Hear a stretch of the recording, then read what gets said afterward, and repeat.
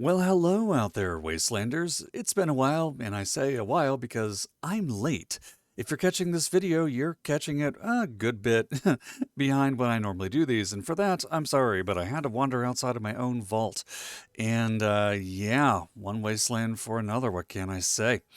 All right, so let's go ahead and hit these really quick because by the time of this recording, the daily challenges have an hour and 15 minutes left.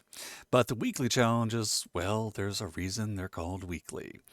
All right, these are straightforward this week, and for that I am grateful.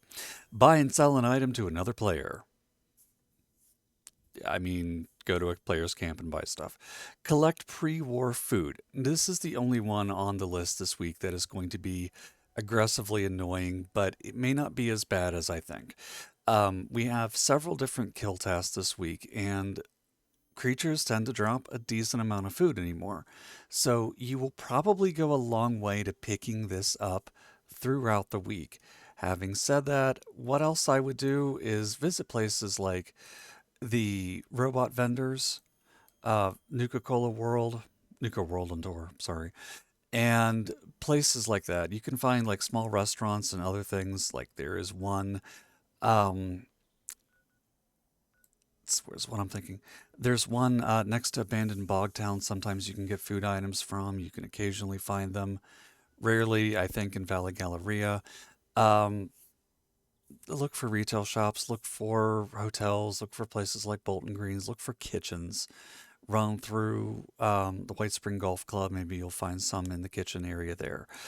So that's it's just one of those things where it's hard to pinpoint one really good location because there isn't one really good location for that. Moving on, complete daily operations, 0 out of 3, straightforward. Just complete 3 daily operations. Craft bulk wood. Go to a tinkerer's workbench and craft wood. Destroy a robot. Just need 30. All right, first of the three major kill targets. Pylon ambush site. Go here, do the imposter sheep squatch. That's the encrypted event.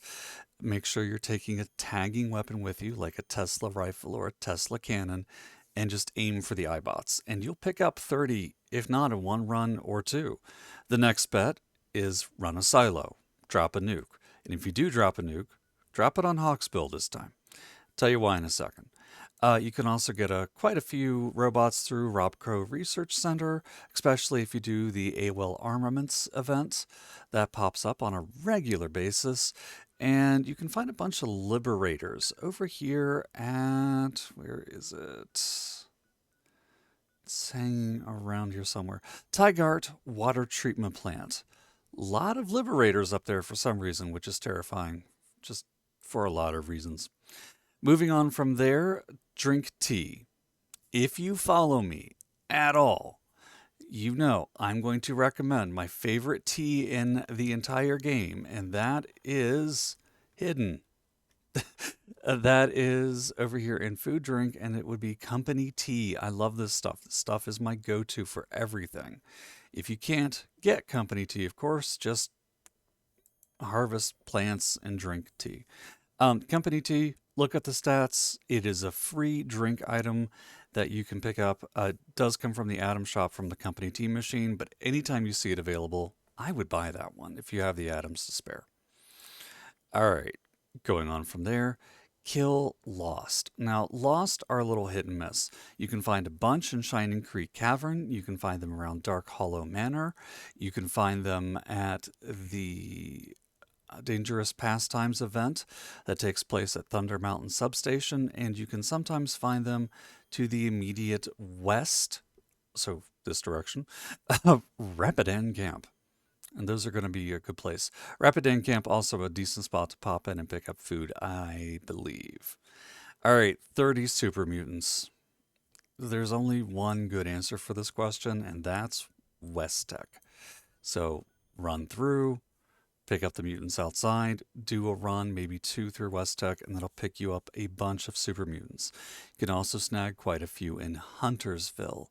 Between those two locations, you should be able to pick up all the soups that you need.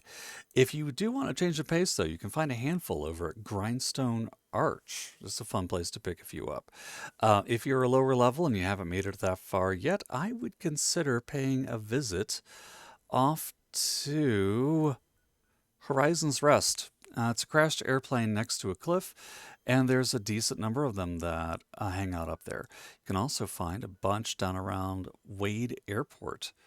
This whole airport area is absolutely packed with them, so something to keep in mind. All right, and then finally on the weekly challenges, sell a Mirelurk Queen steak to an NPC vendor.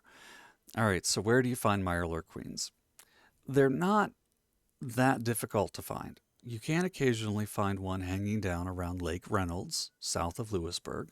You can also pick one up if you happen to visit Highland Marsh, is a Mirelurk spawn area. Another couple of great spawn points. There's always one in Quarry X3. And then there's another that spawns in the cranberry fields of Sunrise Field.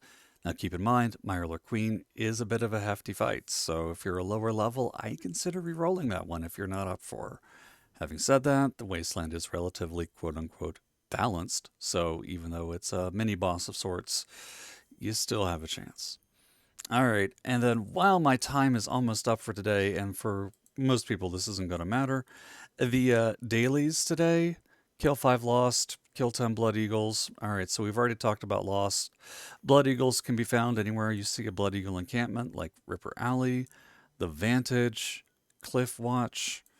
A big place to get a bunch, if nobody else is Crimson Prospect. I like swinging down and picking them up at High Knob Lookout. You can find about 10 down there, give or take. Plus, there's an additional sub room that's got about another 3 or 4. Collecting teddy bears, I am drawing. No. The easiest way to pick these up, and I will not be doing this today, is to run an expedition, go through the most sensational game.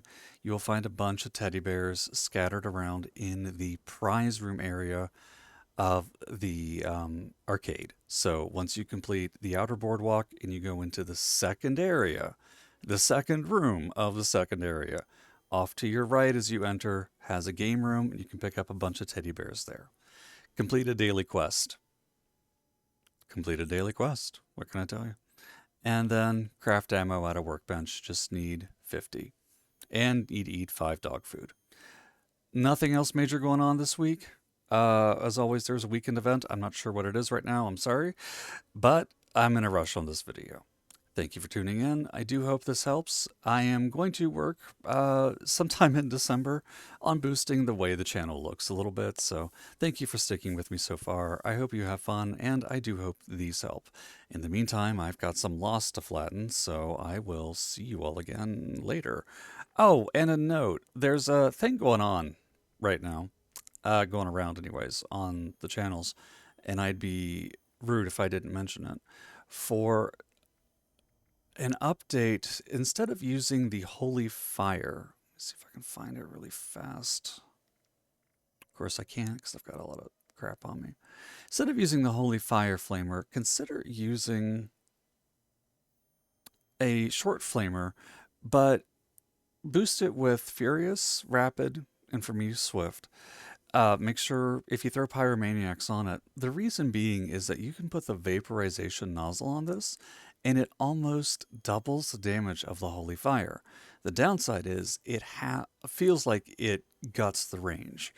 If you're willing to get up close and personal with stuff before you trash it, this will do significantly more damage than the Holy Fire. If not, stick with the Holy Fire for that range boost. Remember, if they're dead before they reach you, they can't hit you.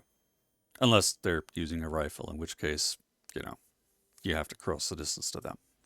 Either way, hope it helps, and I will see you all again soon.